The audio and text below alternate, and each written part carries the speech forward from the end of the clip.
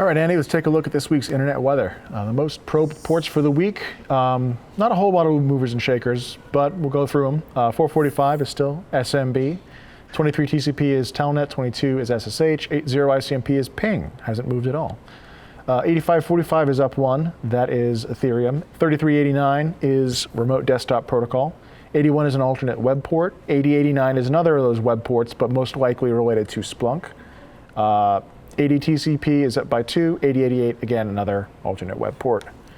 Now, the most sources probing, the top 4 have not changed, which is really something. Let's just jump down to number 5, 5431, which is the Broadcom-related UPnP port. 22 TCP is SSH. 5900 is up by 22 spots. Wow. Yeah, right, that's VNC.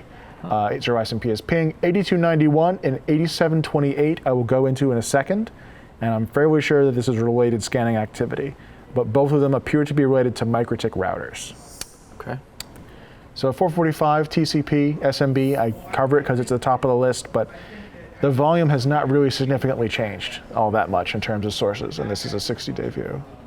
So scan SIPs on 8728, Mikrotik RouterOS API port.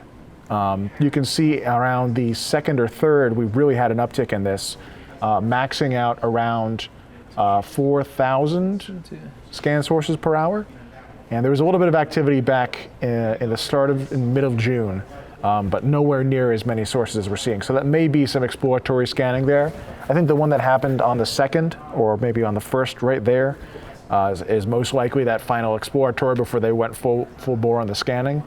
And it does seem to jump up and down quite a bit. This scanning. The sources are primarily in India and Vietnam. What the significance of that is, I'm not sure. It'd probably be worthwhile to see if we can identify some of these scan sources, see if they themselves have these ports open, because if they do, it's a good chance they're Mikrotik routers. If they don't, it may be some sort of concerted scanning effort from some other platform, looking in particular for Mikrotik routers. Yeah. There seems to be a lot of activity, a lot of different scanning sources, looking specifically for ports that Mikrotik routers typically have open. 8291 is also related to Mikrotik. This is Mikrotik Winbox, and actually it's not the first time we've seen an uptick in this scanning.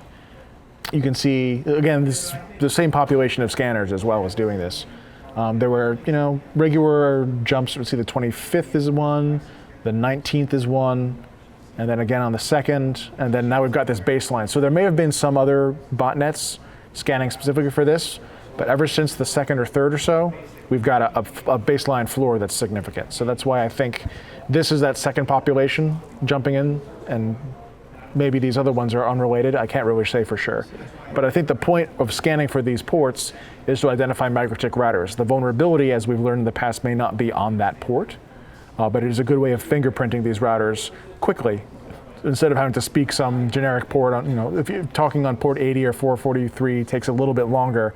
But if it's open on this port, there's a pretty good chance that what you're talking to is a Mikrotik router.